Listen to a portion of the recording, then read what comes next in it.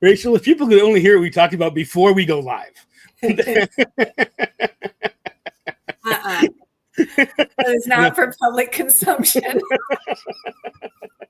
Well, just because we're talking, you said you had a headache and said you can put your hands in the drawer and kick the drawer closed. That's where it started.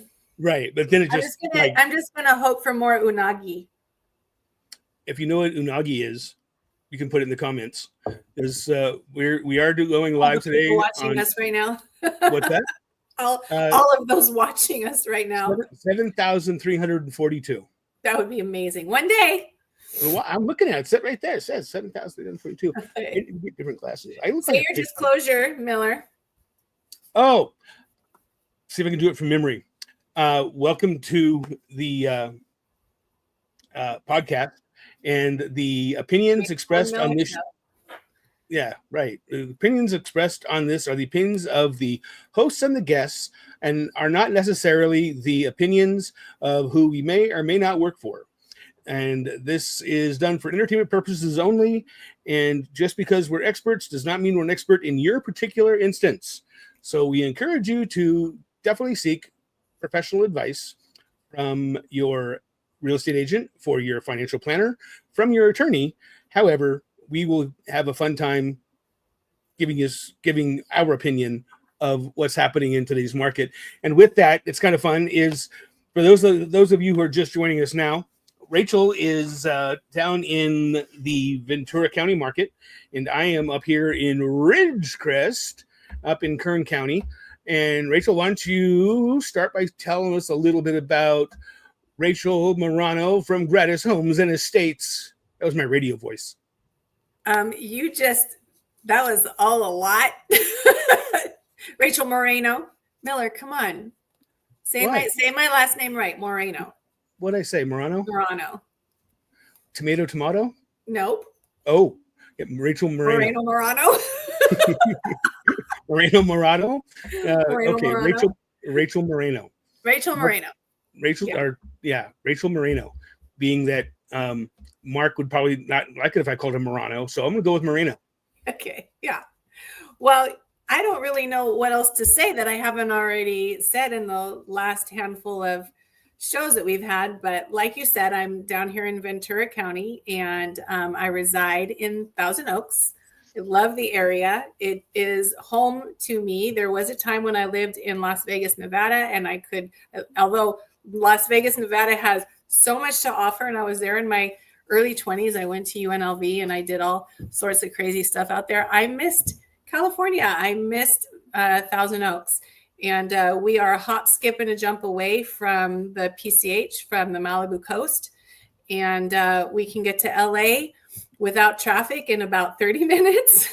and I can get up to San Luis Obispo, where my daughter now lives and goes to school. Could get up there in about 2.5 hours. And along the way, there's beautiful places to stop for wine and lunch and pastries. So really and truly couldn't ask for a better place to live. It's beautiful. It's quiet. We've got amazing hiking trails. We've got amazing places in the area, local businesses in the area to help sustain a healthy lifestyle, which is one of the things I'm very passionate about. And if I may, I can segue into sharing that I'm working on a whole other series of passionate about where I live and how I live. So pretty soon you're going to be able to catch me sharing all sorts of amazing things in the area and surrounding that really support a healthy lifestyle. Awesome. You know, as you were talking, I had a bunch of things ringing through my head. Imagine that. Down there in Ventura County, where you're at in Thousand Oaks and where I'm up here in Ridgecrest, is our areas are not that much unalike. Does that sound right? I think it did. They're very similar, in other words? They are, but they're polar opposites, but very similar. Is in Ventura County, you're close to everything. You're an hour away from downtown Los Angeles. You're an hour away from Universal Studios. You're an hour away from the studios. We can get up to the slopes pretty easily as well. Right. You're close to the slopes. So it's kind of a centralized location. And then you have the home prices down there that in the grand scheme of things are not horrible in the grand scheme of things. grand scheme. The grand scheme, well, they're not Beverly Hills prices. You can get a nice home down there for under $2 million. That sounded really weird coming out of my mouth. That you can get a nice home down there for under $2 million. I've seen some down there for even $999 a couple weeks ago. I saw a couple $900,000 ones over there in like Thousand Oaks and in what is that? Moore Park, 999,000. They're not $1 million homes, but they are homes that are affordable. And where my segue is up here in Ridgecrest. I'm in Kern County. I'm 2.5 hours from Los Angeles. I'm 3.5 hours from Las Vegas. I'm 2.5 hours away from Mammoth. I'm 2.5 or an hour. What is that? About 2 hours and 10 minutes away from Bakersfield. So we are a very centralized location. When people say, well, I want to be central. Well, you can be central right here.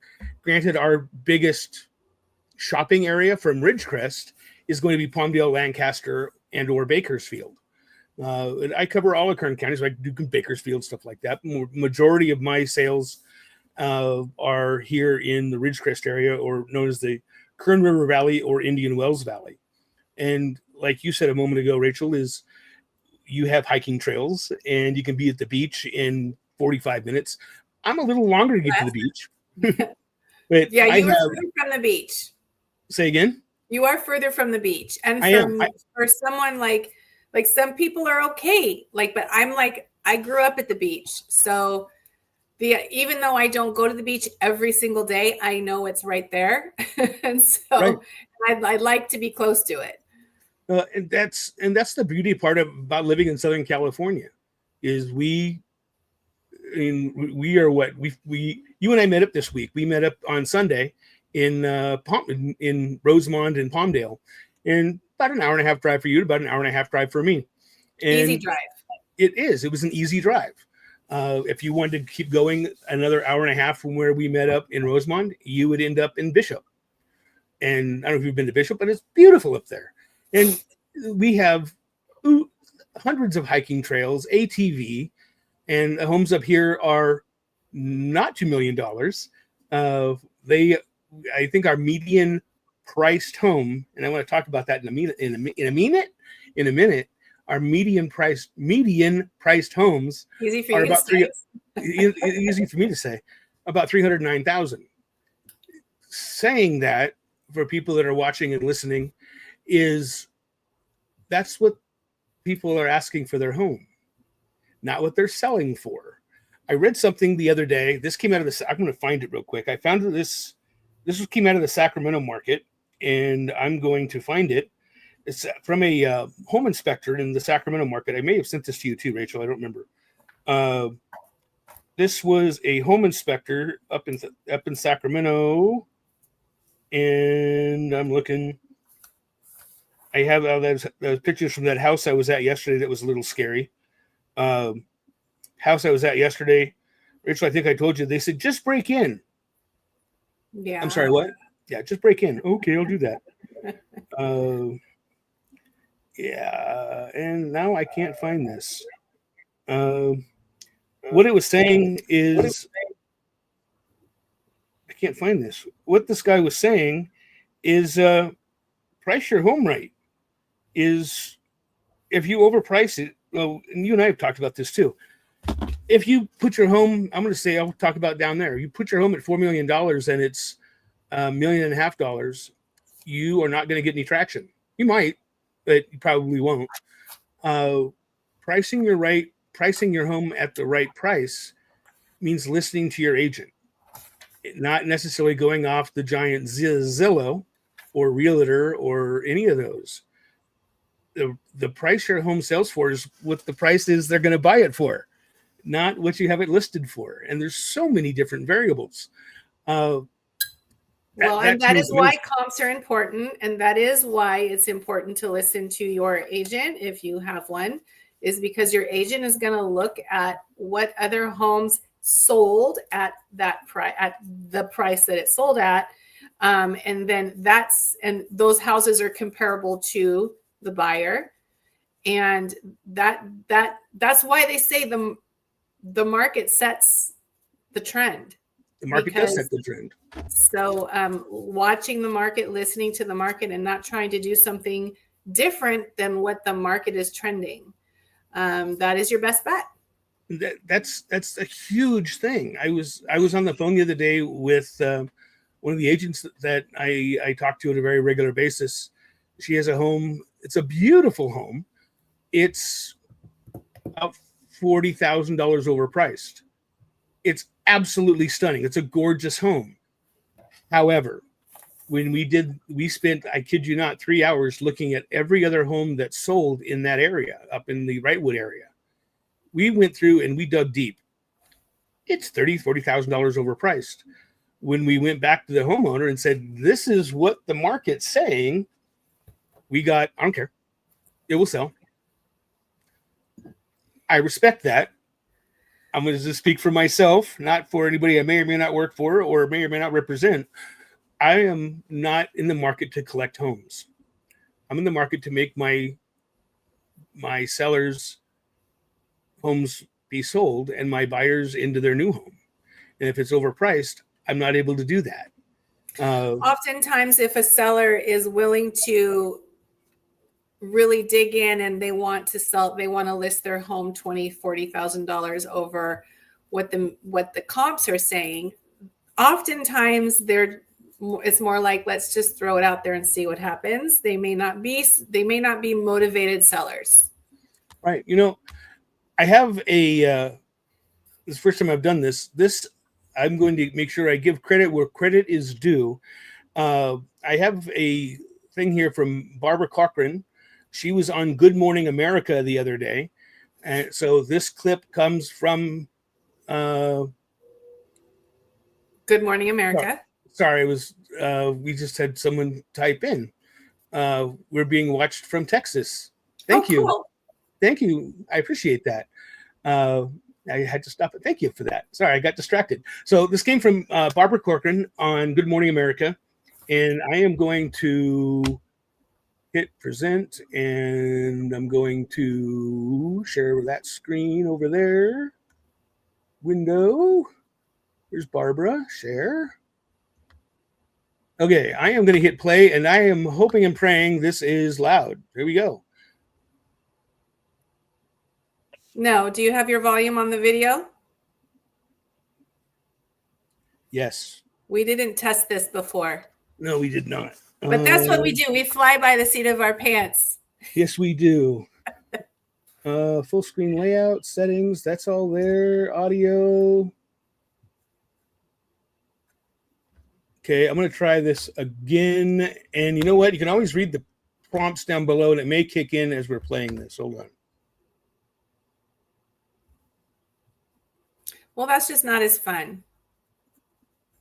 We'll have to try and figure out how to make that work another time. But I did watch the first half of the video, and I can kind of cap it.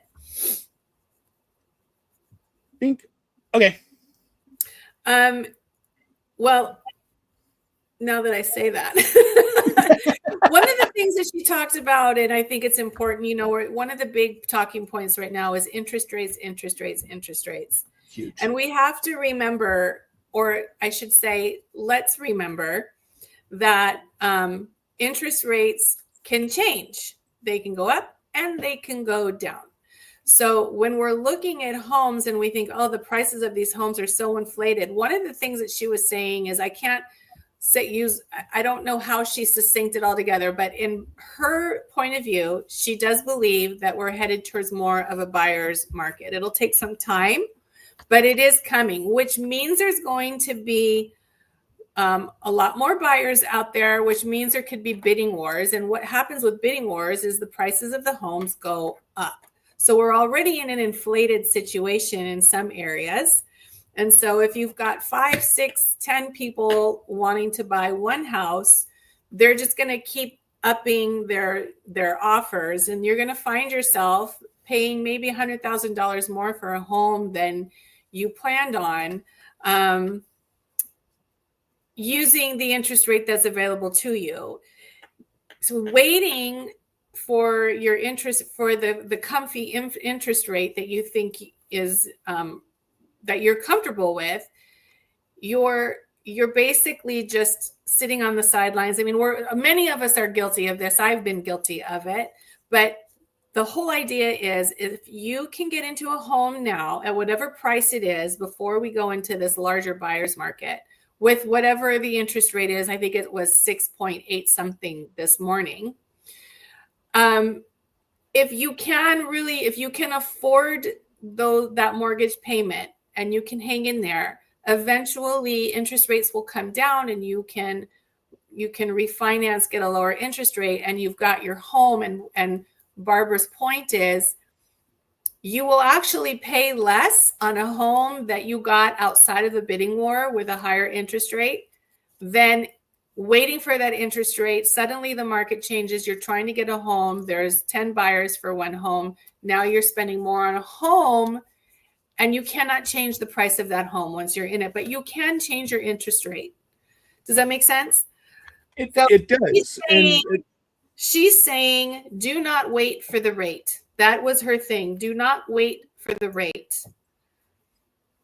Don't overextend yourself. If you're not able to get into the market the way it is, then obviously don't do it, because that's just very risky. But if you're somebody you've got your nest egg, you're ready to go, if you can afford an extra 2% for a year or 6-8 months, get in the market now, because she predicts that this market is going to change, and we're already kind of inflated. Housing prices are going to potentially get higher due to these bidding wars. And in some areas that can really be a lot. You know, in my area, as I've mentioned before, a 4-bedroom, 2-bath home in the middle of Thousand Oaks, in 1967, 68 home is in the high 8s, 9s right now. That absolutely. I was looking at my good friend ChatGPT when you were talking about that. And 1975 through 1981, Rach, that's your name, Rach. 1975 through 1981, rates surged from about 5% to approximately 20% in 1980 and 1981 to combat inflation. And that's huge. Then 82 through 89. Well, the houses, and homes were much less. My family moved into Thousand Oaks in 1981. And my mom loves to remind me that they purchased a home in Wildwood, which was a sought after tract home community. Their mortgage was 18%, but they bought the home for $120,000. Those homes now are sitting at almost $1.5 million. Right. So the interest rates change. The homes stay the same. However, they will increase in price. I was talking to somebody yesterday, and they said, Scott, I think I want to wait to buy a house until the interest rates drop down. And you and I had someone talking to us about this on Sunday when we're sitting there doing our real estate thing, and someone walked up and started talking to us. Yeah, you can wait. However, the best time to buy the house was last week. You could always if you can get in the market and still keep yourself financially above water, yes. Is buy the house, and when the market changes, as we know that it will, do we know when? No. The best investment is still real estate. Everything goes up and down with the uniques. With how do I keep that not political? People that checked their 401k recently, and they're like, "What?" However, your home price went up. Right. It's stable.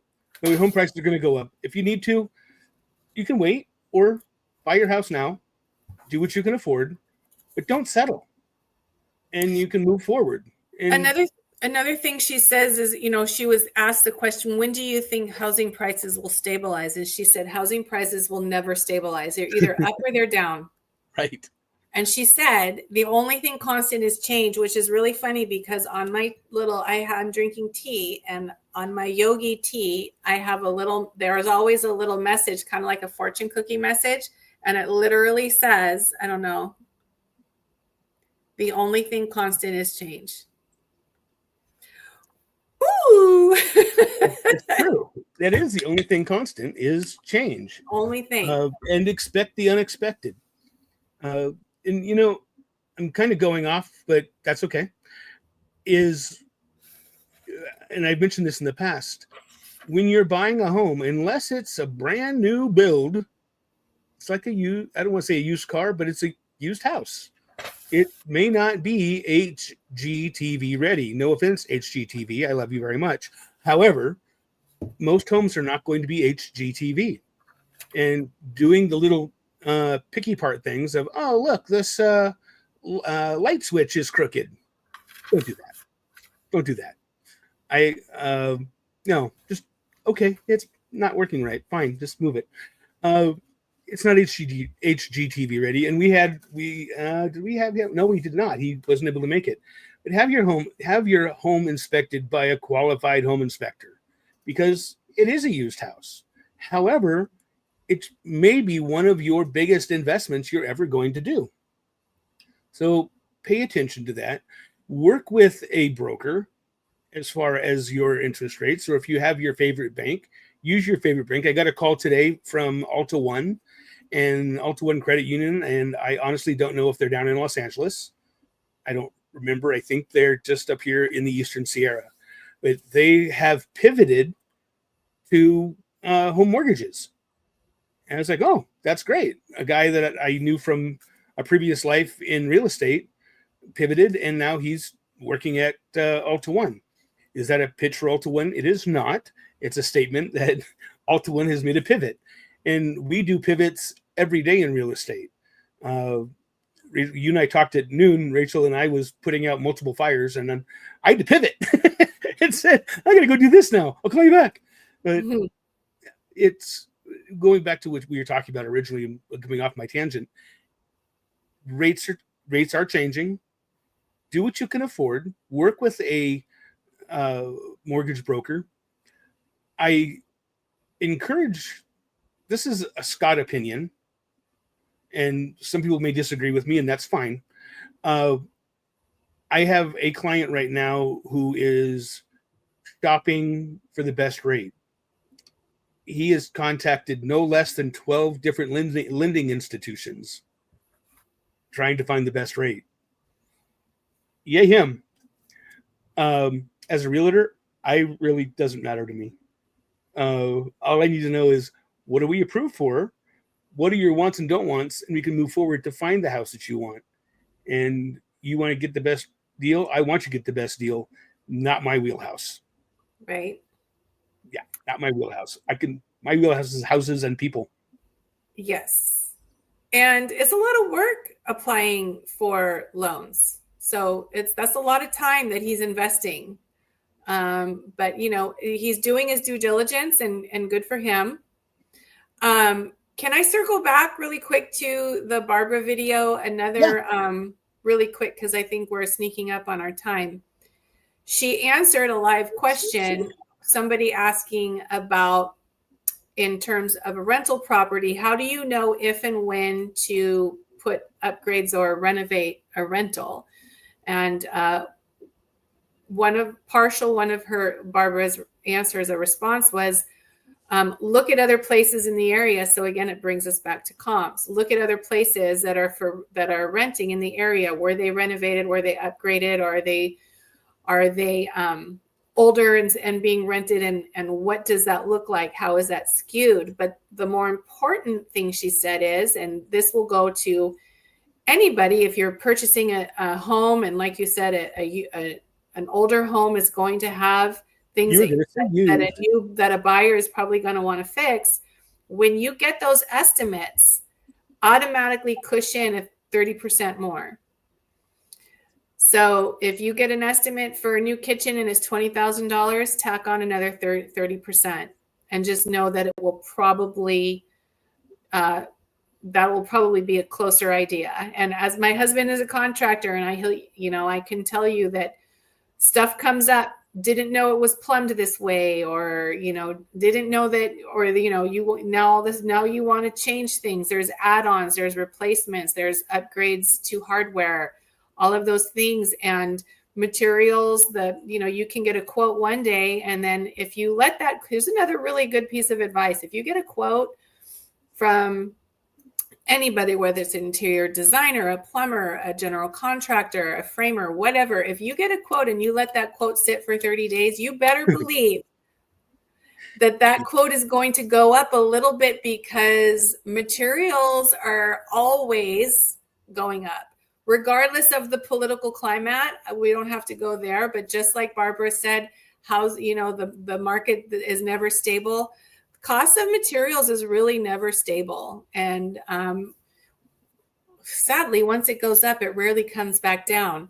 So if you're out there and you're sitting on a quote and you're just kind of like, not sure, gonna wait, just know that time is money, and that quote is probably going to look a little different once that contractor comes back and looks again at what you want.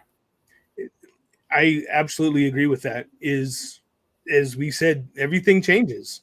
So when you get a quote, I've heard, and I haven't seen this personally, but I've heard quotes were good for about 30 days. I've heard recently that construction quotes and remodeling quotes are now good for 14 days. Yep. Right now, is because everything's changing.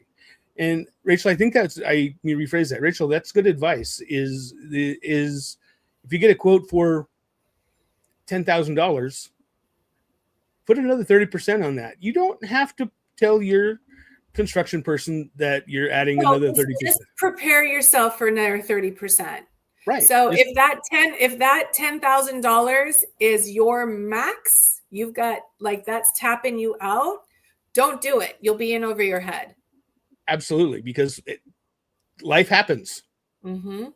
And we didn't know there was a root there, or the tree's right there, we have to trim that. So it really, I think that's probably the best. Let me rephrase that again. That's the best advice that somebody can give, is whatever the quote is, add 30%, not because the person's going to try to get you for additional monies, because life happens. Things happen. Life happens. And with that, and I would bet this pin is my favorite pin, that Mark would agree with this also. Mark is the general contractor that Rachel's married to, and he would probably say the same thing, is get different quotes from people. Always does. He likes to come in after two quotes. That way you have a benchmark, a mental benchmark of what's, you as the consumer have a mental benchmark of what's happening, and don't be afraid to ask. And this comes back to real estate too.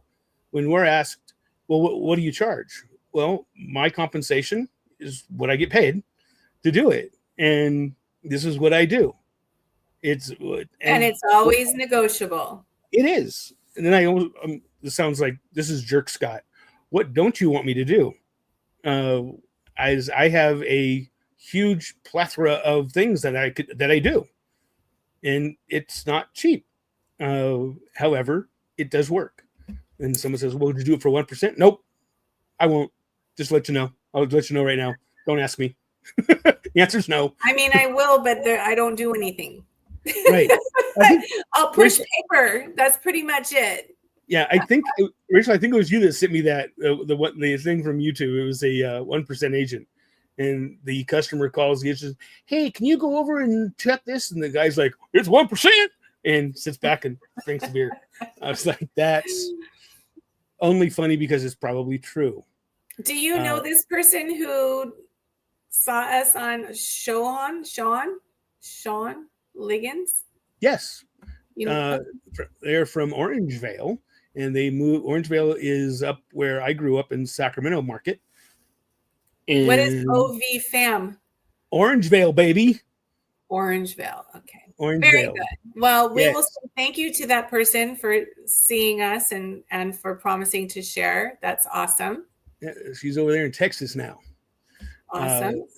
Yes. So, guys, we do our best to keep this around 30 minutes because listening to us, it's more fun to listen to Rachel, I think.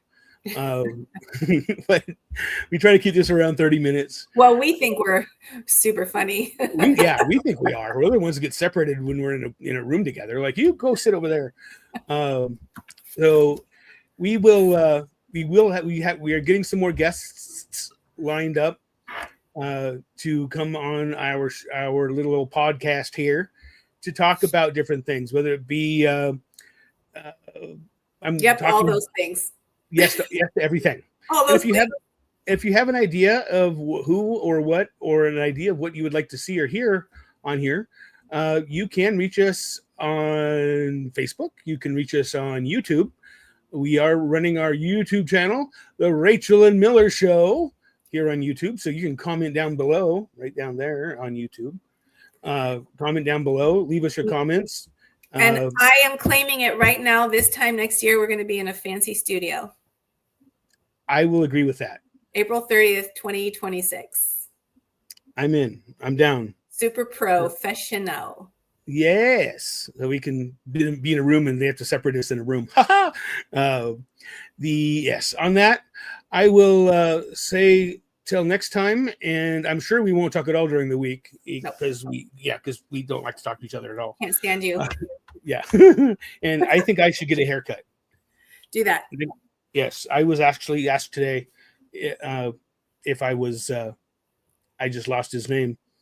Yeah, that guy. Anyway. Okay. Yeah. Cool. I'm out. You're out. I will talk to you soon. Till next time. Any questions, concerns, leave us down below and we will talk very soon. Oh, wait. Bye, Miller. Wait. How can people reach you? Oh, I don't know. Smoke signal? Carrier pigeon? You know there's only one carrier pigeon left in the world? No, there's not. There is. Look it up. We happen to know that that's not true. I think it is. I read it on the internet. I'm going to tell you why I know that's not true. Now I want to know. I don't know. You can reach me at 22 Rachel Moreno at gmail.com. 22. The number 22 Rachel Moreno. 22 Rachel Moreno at gmail.com. Also, you can check out my website, my team's website, gratishomes.com. I'm out here in Thousand Oaks, Ventura County, Conejo Valley. And that's how you can reach me. And you can reach me, but before I even say how you can reach me, I think it's awesome. Yes, Rachel and I have been friends for years. Rachel doesn't work for Epic. She works for Gratis Homes. I work for Epic. We have two separate companies, yet we're able to talk and communicate and share ideas and stories and come together. I think that's awesome. And anyway, I can be reached at sellingkern.com, or my Gmail account, or my email is scott@homeswithscottkmiller.com. And or you can call me 760-264-3501. I prefer text, but 760-264-3501. We are now 3 minutes and 15 seconds over. So with that, I will talk to you very soon, Rachel. Ciao. Ciao.